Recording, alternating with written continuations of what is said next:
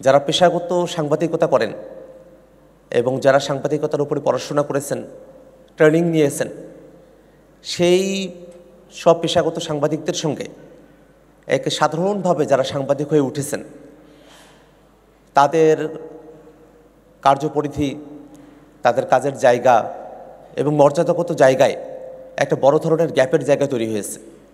সে কারণে আমরা জাতীয় নাগরিক পার্টি আমরা মনে করি যে ডাক্তার হওয়ার জন্যে যেমন এক ধরনের পরীক্ষার মধ্য দিয়ে যেতে হয় এবং একটা লাইসেন্স প্রাপ্তির ব্যাপার থাকে, যারা লয়ার হন তাদের জন্য বার কাউন্সিল যেমন করে আছে, সে বার কাউন্সিলে পরীক্ষা দিয়ে ভাইভা দিয়ে সেটা উত্তীর্ণ হওয়ার পরে তারপরেই তারা ক্লায়েন্ট ধরতে পারেন, আইনজীবী হিসেবে তারা তাদের কার্যভার গ্রহণ করতে পারেন।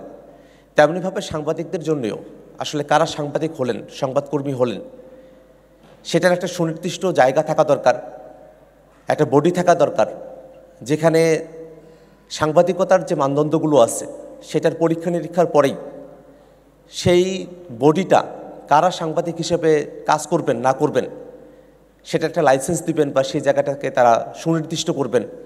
একটা পেশাগত জায়গা থেকে সাংবাদিকদেরকে একই ছাতার নিচে নিয়ে আসার একটা উদ্যোগ গ্রহণ করা আমাদের জন্য খুবই জরুরি হয়ে দাঁড়িয়েছে। আমরা সাংবাদিকতার কথা যখন বলি, সাংবাদিকদের একটা বড় সংকট হলো তাদের সম্মানী, পারিশ্রমিক এবং জীবনের সংকট, নিরাপত্তাহীনতা। এটা সময়ে সময়ে আমরা এটা দেখেছি যে আমাদের যারা সাংবাদিকেরা আছেন, একেবারে প্রান্তিক পর্যায়ে যেসব সাংবাদিকেরা আছেন, আমরা যদি জেলা শহর বা উপজেলা শহরের সাংবাদিকদের দিকে তাকাই, তাদের আসলে সুনির্দিষ্ট কোনো বেতন কাঠামো নাই, তারা মাস শেষে তারা বেতনটাও পান না। তো তাদেরকে নির্ভরশীল হয়ে থাকতে হয়, মুখাপেক্ষী হয়ে থাকতে হয়। সানবিট সব দিবে সামাল। সানবিট ম্যাজিক প্রেস ডিশওয়াশিং এর মাথা ঘোরানো সলিউশন। এই যে মুখাপেক্ষী হয়ে থাকাটা, সেটাও কিন্তু স্বাধীন সাংবাদিকতার ক্ষেত্রে একটা ব্যাঘাত তৈরি করে। যদি জেলা পর্যায়ের কোনো সাংবাদিককে কোনো রাজনৈতিক নেতার কাছে অথবা কোনো প্রতিষ্ঠানের কাছে মুখাপেক্ষী থেকে তার জীবন চালাতে হয়, তাহলে সংবাদ প্রকাশের সময়টাতেও তাকে কিন্তু সেই রাজনৈতিক দল বা নেতা বা সেই যে প্রতিষ্ঠান তাদের মতো করে সংবাদ পরিবেশনের এক ধরনের মনস্তাত্ত্বিক চাপের মধ্য দিয়ে তাদেরকে যেতে হয়। তো সেই জায়গাটাতে একটা পরিবর্তন দরকার, যে যারা আসলে গণমাধ্যমের মালিকেরা আছেন, তারা তাদের যারা কর্মীরা আছেন, সংবাদকর্মী যারা আছেন, সাংবাদিক আছেন, তাদের জীবন চালাতে পারেন মর্যাদা সম্পন্ন, পারিশ্রমিক এবং সম্মানী, যাতে মাসিক ভিত্তিতে এটা তাদের হাতে পৌঁছানো হয়, সেই ধরনের উদ্যোগ গ্রহণ করা প্রয়োজন। এবং এই জায়গাটাতে অন্য অনেকগুলো প্রতিষ্ঠান আছে যে জায়গাটাতে যদি বেতন না দেওয়া হয় তাহলে তারা এটা আইনগত প্রতিকার পান।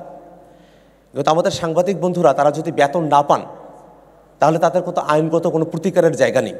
তো আমরা জাতীয় নাগরিক পার্টি মনে করি যে আমাদের সাংবাদিক বন্ধুগণ তাদের যে বেতন কাঠামো সেটা থেকে যদি তারা বঞ্চিত হন তাহলে তারা আইনগত উপায় একটা প্রতিকার তারা পাবেন, সে ধরনের ব্যবস্থা করার দিকে আমাদেরকে যেতে হবে। আমরা বাংলাদেশের যে সংবাদ মাধ্যম তার ভিতরগত যে রাজনীতি সেই সম্পর্কে আমরা অনেকেই হয়তো জানি, আমার একটু জানাশোনাটা কম, কিন্তু সংবাদ মাধ্যমের ভিতরের যে রাজনীতি, যেখানে কারো কোনো সংবাদ কীভাবে পরিবেশন করা হবে না হবে, প্রত্যেকটা হাউজের আলাদা আলাদা পলিসি এবং তারা নিজেদের মতো করে সেখানে লোকজনকে রিক্রুট করে থাকেন, সেই জায়গাটাতে খুব বড় ধরনের কিছু সিন্ডিকেট কাজ করে। তা আমরা জাতীয় নাগরিক পার্টি মনে করি যে সাংবাদিকতা এবং গণমাধ্যমের ভিতরগত যে রাজনীতি, সেখানে যে ধরনের কলুষতা আছে সেটা থেকে আমরা কীভাবে বেরোয় আসতে পারি, কিভাবে বাংলাদেশের রাজনৈতিক পরিমণ্ডলে যে কলুষতা সেখান থেকে আমরা নিজেদেরকে বের করতে পারি, এবং সাংবাদিকতার ভিতরগত যে কলুষতা, সাংবাদিকতার ভিতরগত যে রাজনীতি সেটাকে আমরা কিভাবে ঠিক করতে পারি, সেজন্য আমাদের সকলকে মিলে একটা সমন্বিত পদক্ষেপের মধ্য দিয়ে আমাদেরকে যেতে হবে।